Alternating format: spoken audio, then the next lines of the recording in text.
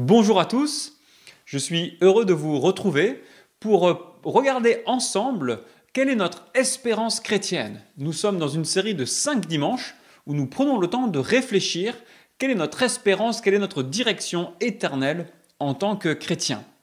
Et au centre de cette espérance, la base, la force de notre espérance, c'est la résurrection de Jésus-Christ.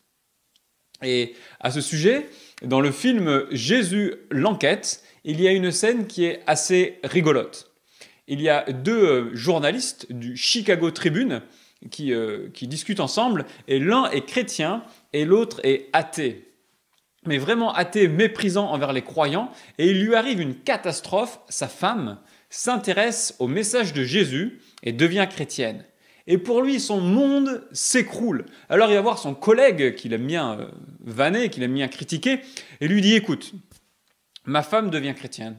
C'est insupportable pour moi, je dois trouver une solution. » Et il lui demande donc « Qu'est-ce que je dois faire ? Quel est l'élément clé du christianisme que je dois attaquer pour la faire rentrer dans la raison ?» Et son collègue chrétien, finalement assez sympathique, lui dit « Écoute, si tu veux attaquer le christianisme, attaque à la jugulaire, tape là où ça fait mal, c'est la résurrection. » Et il a tout à fait raison. Le christianisme tient avec la résurrection et le christianisme tombe si la résurrection de Jésus-Christ n'a pas eu lieu. Face à cette affirmation surprenante, et je veux bien l'entendre, il y a en général 3 réponses possibles que l'on voit autour de nous. Alors peut-être que vous êtes athée. Je ne sais pas ce qui vous pousse à m'écouter sur YouTube, en tout cas merci de votre attention, et pour vous, c'est simplement faux. La résurrection, le message de la résurrection de Jésus, c'est un complot des premiers chrétiens qui ont voulu faire croire que leur maître était ressuscité. Et en fait, si vous m'écoutez depuis la France ou la Belgique, c'est une réaction assez normale. La France est le pays le plus athée de toute l'Union européenne et on nous a appris, on nous a inculqué une valeur naturaliste, matérialiste, c'est-à-dire que tout ce qui existe autour de nous a une raison naturelle, peut être expliqué par un principe naturel, par des causes. Donc parler de miracle, parler de résurrection de Jésus-Christ, ça ne percute pas juste votre intellect, ça percute aussi vos valeurs, ça génère peut-être chez vous du mépris, de la colère ou de la condescendance. Et franchement, je veux bien le comprendre, parce que ce naturalisme, c'est une valeur cardinale de notre société française occidentale. Néanmoins, je me permets de vous faire remarquer que si vous partez d'un présupposé naturaliste que les seules choses qui peuvent arriver, ce sont des choses avec une cause et une conséquence naturelle, et que vous arrivez à cette même conclusion, alors c'est un raisonnement circulaire. Et je vous invite à rester avec nous et de prendre le temps d'évaluer la possibilité que Jésus-Christ soit peut-être ressuscité, même si c'est normal, très difficile. À l'inverse, à l'autre extrémité du spectre, si on peut dire, peut-être que vous êtes convaincu de la résurrection, ce serait assez logique, vous êtes sur une chaîne YouTube d'une église, et les récits bibliques vous ont convaincu. Vous avez lu les évangiles, vous avez lu le Nouveau Testament, vous croyez vraiment que le tombeau était vide le 3e jour, que Jésus est sorti et qu'il est ressuscité. Et pour vous, l'enjeu, c'est de bien saisir les conséquences de la résurrection et de ne pas vous laisser voler l'espérance que la résurrection vous donne. Mais il y a aussi une 3e catégorie dont vous faites peut-être partie, ce sont les personnes qui allégorisent, qui spiritualisent la résurrection de Jésus. Je m'explique. Il y a beaucoup de gens qui trouvent que l'enseignement de Jésus et du christianisme, c'est vraiment chouette. Et ça se comprend. Par exemple, la Déclaration des droits de l'homme et du citoyen qui proclame l'égalité de tous, c'est un héritage du christianisme. Vous n'auriez pas pu avoir ça en Inde, par exemple, avec les castes. Donc c'est beau. Ou Jésus qui enseigne, qui va jusqu'à dire « Faites aux autres ce que vous aimeriez qu'ils vous fassent ». C'est la règle d'or, c'est magnifique. Et donc, pour ça et pour d'autres raisons, il y a des gens qui aiment bien l'enseignement de Jésus, mais qui disent « Ah, quand même, la résurrection, c'est trop gros. C'est trop énorme, c'est quand même, je ne peux pas aller jusque-là. » Alors du coup, certaines personnes ont tendance à allégoriser. Et ils vont dire, alors cette résurrection n'a pas vraiment eu lieu, mais quand quelqu'un lit la vie de Jésus, qu'il est touché par son enseignement, et qui se dit je vais le suivre, ça va le faire renaître. C'est une renaissance spirituelle, vous comprenez, un peu existentielle, et donc je vais marcher à la suite de Jésus, et en cela, c'est une résurrection. D'accord? Donc l'idée, c'est que ça n'a pas vraiment eu lieu, mais que c'est une résurrection spirituelle. C'est très tentant depuis le 19e siècle parmi les chrétiens, notamment les protestants, mais cette posture a une faiblesse principale que je vais expliquer un peu plus tard, alors restez vous aussi avec nous. Je vous invite maintenant à lire un texte dans 1 Corinthiens, c'est une épître écrite par l'apôtre Paul au chapitre 15. 1 Corinthiens chapitre 15, les versets 12 à 19. Or, si l'on prêche que Christ est ressuscité, comment quelques-uns parmi vous peuvent dire qu'il n'y a pas de résurrection des morts? S'il n'y a pas de résurrection des morts, Christ non plus n'est pas ressuscité. Et si Christ n'est pas ressuscité, alors notre prédication est vide et votre foi aussi. Il se trouve même que nous sommes de faux témoins vis-à-vis de Dieu, puisque nous avons témoigné contre Dieu qu'il a ressuscité Christ. Or, il ne l'a pas fait si les morts ne ressuscitent pas. En effet, si les morts ne ressuscitent pas, Christ non plus n'est pas ressuscité. Or, si Christ n'est pas ressuscité, votre foi est inutile, vous êtes encore dans vos péchés, et par conséquent, ceux qui sont morts en Christ sont aussi perdus. Si c'est pour cette vie seulement que nous espérons en Christ, nous sommes les plus à plaindre des hommes. Ce texte que nous avons lu est une polémique, c'est un débat. Paul écrit une lettre à des chrétiens qu'il connaît, à qui il a déjà écrit, qu'il a déjà visité. Il leur a annoncé l'évangile et ces chrétiens ont cru en Jésus-Christ. Ils se sont laissés convaincre que Jésus est le Seigneur et le Fils de Dieu, qu'il est ressuscité. Mais après coup, ils se mettent à douter. Pourquoi est-ce qu'il y avait ce débat dans l'Église? Alors regardez avec moi au verset 12.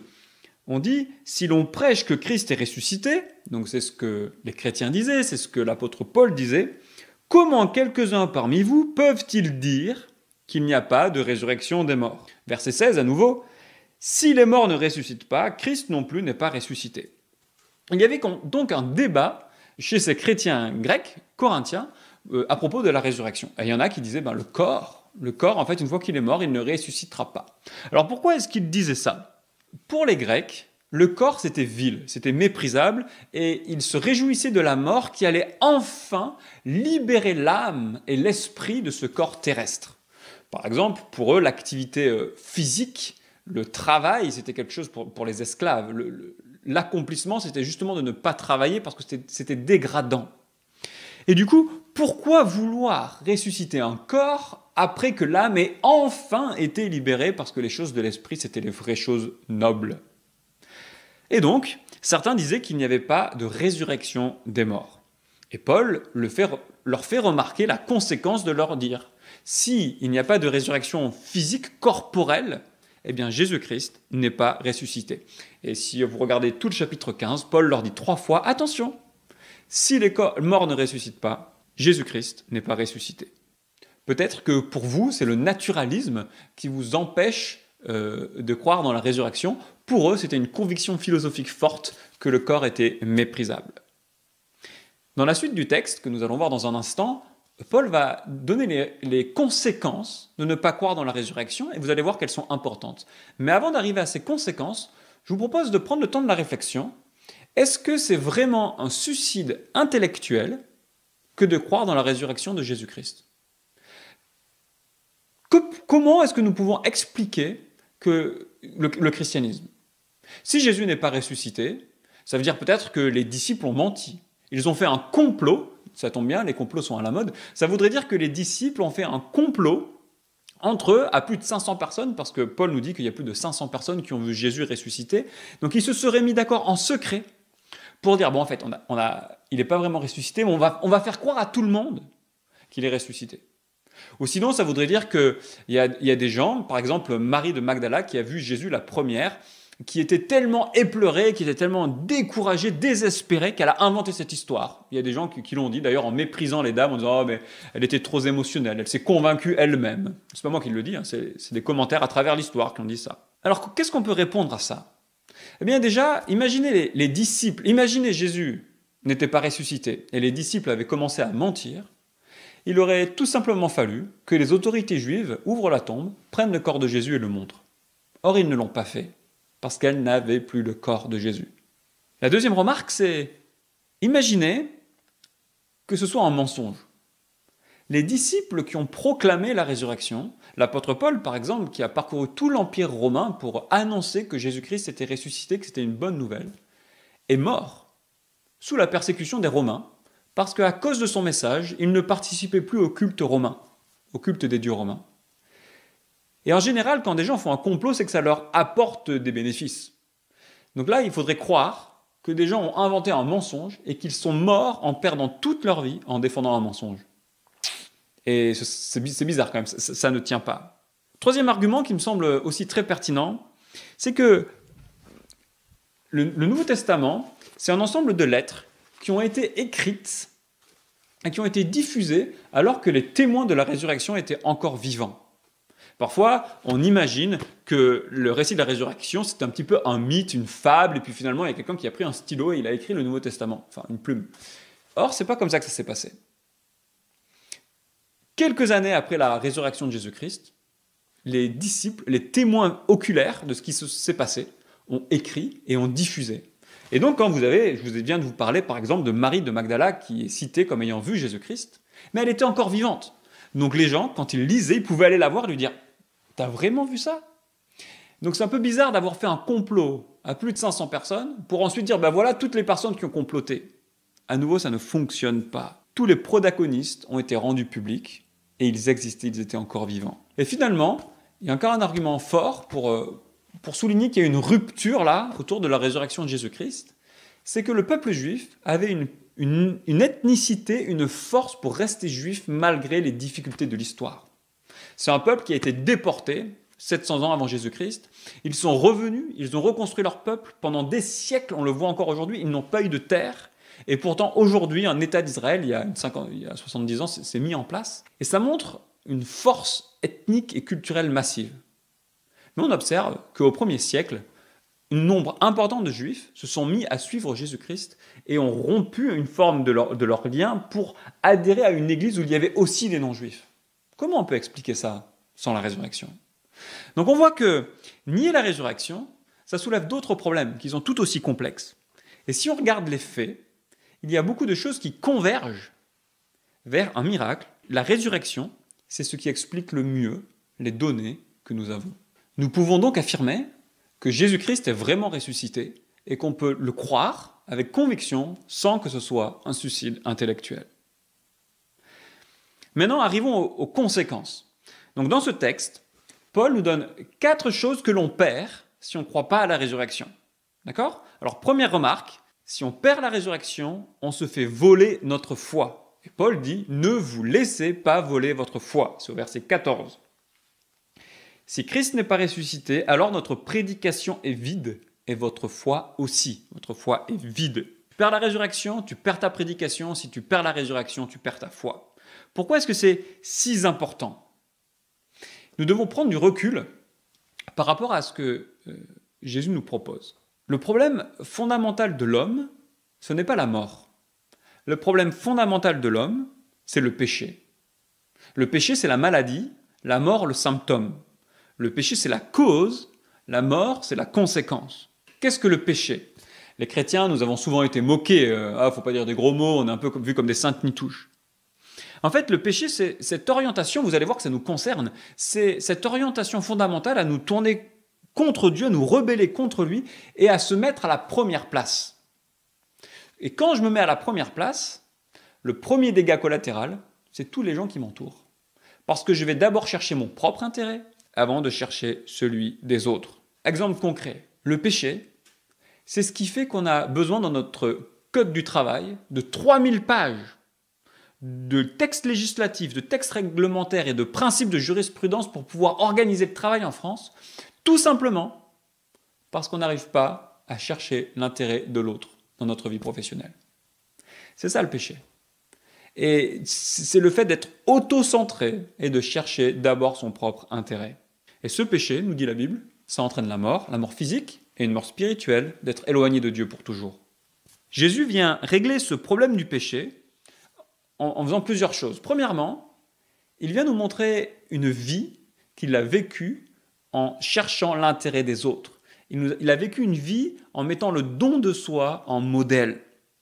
Il a appliqué la loi de l'Ancien Testament, mais il n'a pas appliqué en prenant une liste de choses et en cochant à chaque fois qu'il obéissait aux commandements de l'Ancien Testament. Non, non.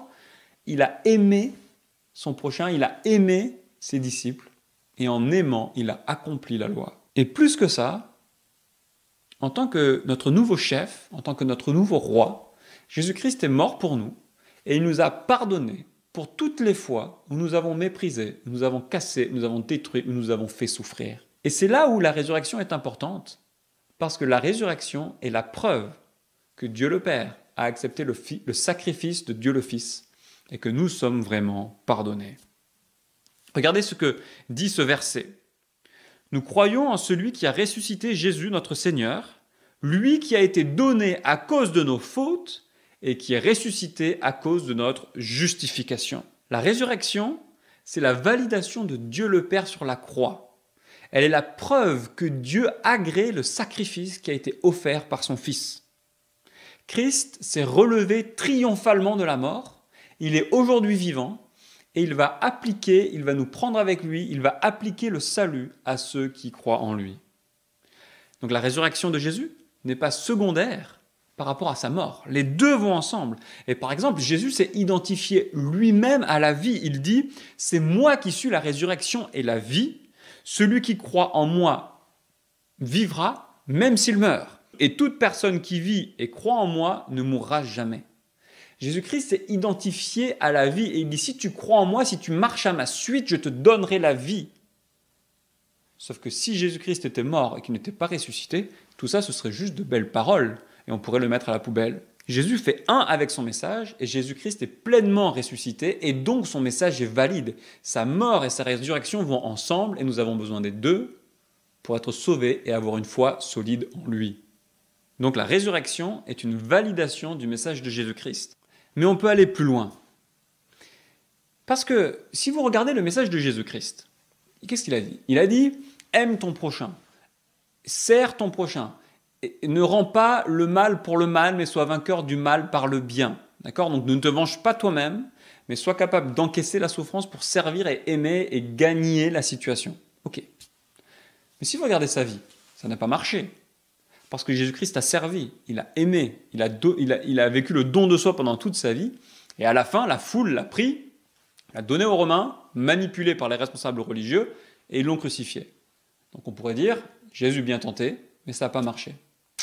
Sauf s'il est ressuscité. Si, et uniquement si Jésus-Christ est ressuscité, son message marche. Parce que Jésus et nous, les disciples à sa suite, nous sommes prêts à perdre ici-bas, nous sommes même prêts à souffrir ici-bas dans les situations de la vie qui sont compliquées, dans les relations compliquées. Nous sommes prêts à aimer même quand c'est difficile, à la condition que Dieu le voit, qu'il y a une autre réalité dans le royaume de Dieu, que quand on aime, même dans les moments difficiles, on fait la volonté de Dieu, et qu'un jour, Jésus-Christ va nous prendre avec lui dans son royaume, et qu'il va nous récompenser. Si on n'a pas ça, ça ne sert à rien d'essayer d'aimer son prochain, d'agir pour la paix. Il suffit qu'on participe aux bins de cette société, et qu'on se batte à notre tour juste pour prendre la première place.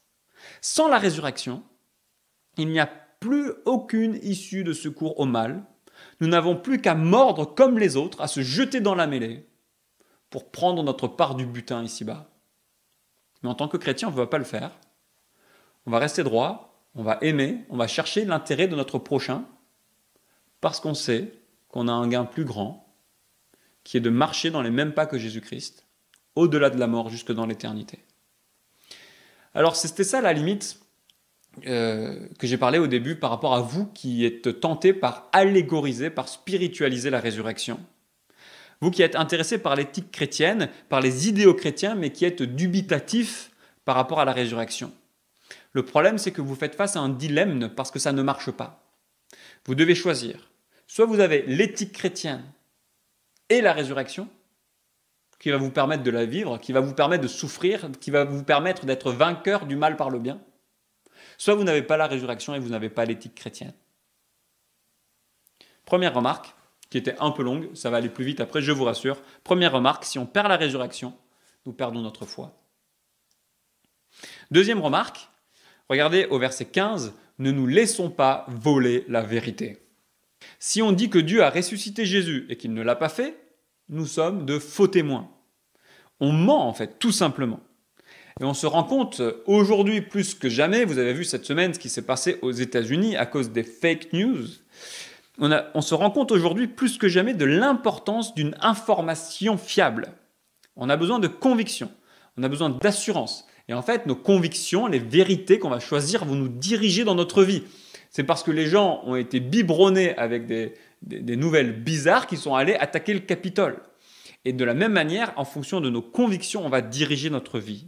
On n'est pas là pour se bercer d'illusions, on n'est pas là pour tromper les gens. Soit Jésus est ressuscité et c'est magnifique, soit il ne l'est pas et il faut laisser de côté.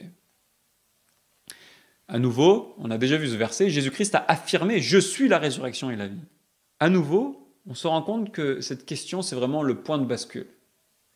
Et c'est important, nous croyons que Jésus-Christ est vraiment ressuscité, qu'on peut lui faire confiance et qu'il est vraiment la résurrection et la vie. Et si on se laisse avoir par la pression de la société, si on n'ose plus, si on dit non, mais effectivement, j'ose pas trop, si on perd notre foi dans la résurrection, on perd la vérité. Troisième remarque, ne nous laissons pas voler notre pardon.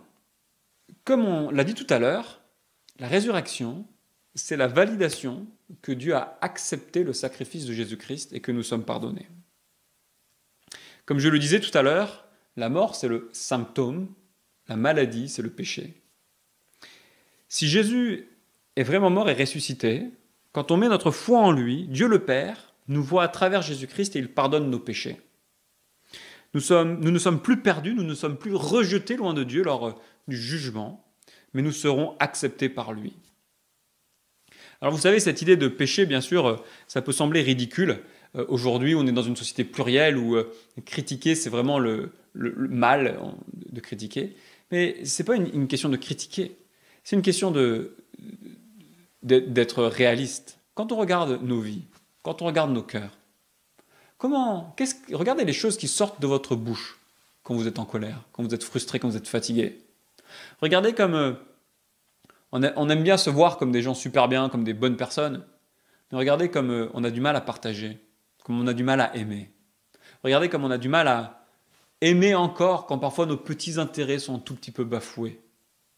Une fois, je discutais de ce besoin de pardon avec une collègue dans mon ancien boulot, dans un de mes anciens postes, et on regardait par la fenêtre d'un de ces immeubles de bureaux là, et elle me disait « Mais Jérémy, regarde, l'homme est bon. Regarde comme la ville devant nous, donc on avait le trafic, regarde comme la vie devant nous est organisée. L'homme est capable de s'arrêter à un feu rouge, il est capable de vivre en société, c'est bien la preuve qu'il est bon. Donc toute ton histoire de pardon, c'est pas utile. » Mais j'ai appris plus tard que cette dame trompait son mari. Et c'est assez remarquable parce que c'est exactement comme ça qu'on fonctionne. Vous savez, on prend nos petites réussites, nos petites gloires, et on dit « Ah, mais en fait, regardez, je suis quelqu'un de bien. » Mais au fond, on a tellement du mal à aimer, on a tellement du mal à ne pas se laisser aller à nos travers, à nos colères, à nos haines. Et si on se regarde honnêtement, en fait, on a besoin de pardon. Si on perd la résurrection, on perd notre pardon, on est encore dans notre péché. Et on ne peut pas, et c'est tellement libérateur, quand on peut aller voir Dieu, on lui dit « Dieu, je te demande pardon pour ça, ça », et c'est derrière. Et on peut avancer pour une nouvelle vie. Quatrième remarque, ne nous laissons pas voler notre espérance. Sans pardon, pas d'espérance éternelle. Sans la résurrection de Jésus-Christ, pas de résurrection pour nous non plus. Le monde dans lequel nous vivons serait notre seul horizon. Et franchement, ce n'est pas drôle. Vous avez remarqué comme notre société aspire à la paix. Vous avez remarqué comme notre pays, la France, aspire à la liberté, à l'égalité, à la fraternité. Mais en fait, comme on y arrive très peu, en fait. Et de manière plus personnelle, vous avez remarqué comme on aspire à l'amour dans nos familles, mais que c'est difficile J'enregistre cette vidéo dans mon salon, il y a la table du salon là, juste devant moi, et vous avez vu comme c'est même difficile parfois de maintenir la paix autour de la table familiale dans un repas. Et franchement, En tant que chrétien, j'espère que vous aussi, on essaye de s'investir pour que nos familles fonctionnent bien, on essaye de s'investir pour témoigner de l'amour autour de nous, pour contrôler nos travers, pour pas essayer de faire du mal aux gens qui sont autour de nous. On essaye de servir aussi dans nos communautés, dans nos villes et nos villages. On essaye de partager aussi cette bonne nouvelle, mais on se rend compte que tout ça c'est difficile, parce qu'on vit dans une société abîmée. Mais heureusement, la résurrection nous promet que cette réalité n'est pas la seule chose que nous connaîtrons. Un jour, nous vivrons enfin une société qui fonctionne. Une société où on n'a pas besoin de 3000 pages de code du travail pour fonctionner ensemble, parce que nos cœurs auront été totalement régénérés et on sera vraiment au service les uns des autres. Sans résurrection, nous pouvons faire une croix sur toutes nos aspirations et enterrer notre espérance. J'aimerais souligner un dernier argument en faveur de la résurrection. Des gens disent que c'était un mensonge. Mais là, on se rencontre dans cet épître aux Corinthiens, et pour information, c'est vraiment l'épître que tout le monde reconnaît que l'apôtre Paul a bien écrite, l'épître de 1 Corinthiens. Et il dit, si la résurrection est un mensonge, alors on est les plus à plaindre. C'est-à-dire qu'il avait conscience qu'il vivait une vie difficile. Paul a été beaucoup persécuté, il a beaucoup souffert même dans son corps, il a été battu, il a eu beaucoup de difficultés, parce qu'il annonçait le message de Jésus. Ses ennemis voulaient le tuer, que ce soit juif et non juif. Et il dit, mais en fait, si Jésus n'est pas ressuscité, ça ne vaut pas le coup de vivre la vie que je vis. Vous comprenez? C'est-à-dire que les premiers apôtres avaient conscience que si la résurrection était un mensonge, alors le message n'avait aucune valeur. Il a conscience que si le christianisme n'est pas un gain, ça ne vaut pas le coup sans la résurrection. Donc attention, l'apôtre Paul nous dit, ne nous laissons pas voler la résurrection de Jésus-Christ. C'est notre espoir, c'est merveilleux. On est sous la pression, bien sûr, une pression culturelle, mais ne nous laissons pas voler la résurrection, sinon on perd tout. Alors que retenir? Déjà, je crois que la résurrection de Jésus ne peut pas vous laisser de marbre, parce qu'elle vous concerne. Nous sommes tous concernés. Si elle a eu lieu, la résurrection de Jésus-Christ est l'issue de secours de toute l'humanité pour s'échapper à ce monde imparfait, pour s'échapper à notre mort, pour vivre une vie parfaite, restaurée et éternelle. Si elle n'a pas eu lieu, on peut laisser le christianisme de côté et toute notre éthique moderne encore de côté. Pour vous qui peut-être vous considérez comme athée, déjà j'aimerais vous remercier de m'avoir écouté jusque-là. Et j'ai bien conscience que c'est très surprenant, que ça vous répulse peut-être et que ça va à l'encontre de vos valeurs. Mais je vous invite à faire face frontalement à cette affirmation folle des premiers chrétiens et à l'évaluer réellement. Pour vous qui avez tendance à allégoriser la résurrection, vous dire non, ça n'a pas vraiment eu lieu, c'est une manière de dire qu'on va vivre en renouveau. Je vais vous faire remarquer que votre position est intenable. Parce que l'éthique chrétienne est tellement demandeuse, elle a un niveau tellement haut d'aimer tes ennemis, de servir, d'abandonner ta vie pour le service de ta communauté et de ton entourage, que ça ne marche. Que si c'est ce que Jésus-Christ, le grand roi, te demande, et que tu l'aimes et que tu as envie de le suivre, et qu'un jour il va te prendre avec lui. Sinon, votre éthique chrétienne n'apporte rien. Soit c'est du vent, soit elle est vraie, mais si elle est vraie, sans la résurrection, vous n'arriverez pas à la vivre. Et finalement, pour nous croyants, nous sommes dans une posture difficile, dans une société qui nous ridiculise.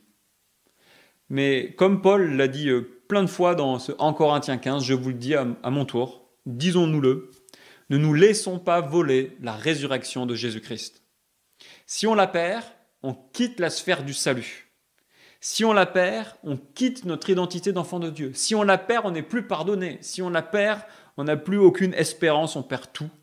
Mais heureusement, Jésus-Christ est ressuscité, le tombeau était vide et c'est notre seule espérance.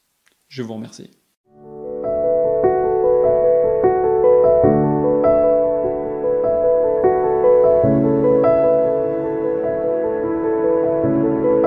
Les cieux proclament la gloire du ressuscité. Rien n'est égal à la beauté du Seigneur. À jamais il sera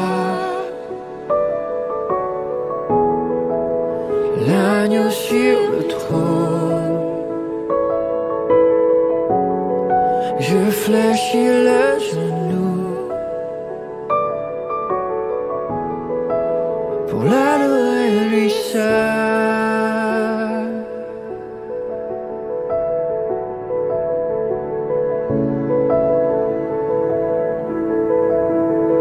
Je veux chanter la gloire du ressuscité, l'agneau immolé nous a achetés pour Dieu. À jamais il sera l'agneau sur le trône. Je fléchis le genou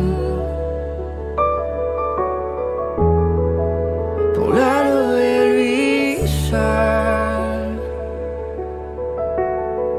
Les cieux proclament la gloire du ressuscité. Rien n'est égal à la beauté du Seigneur. À jamais il sera l'agneau sur le trône. Je fléchis le genou pour l'adorer lui seul. À jamais tu seras l'agneau sur le trône. Je fléchis le genou pour t'adorer toi seul.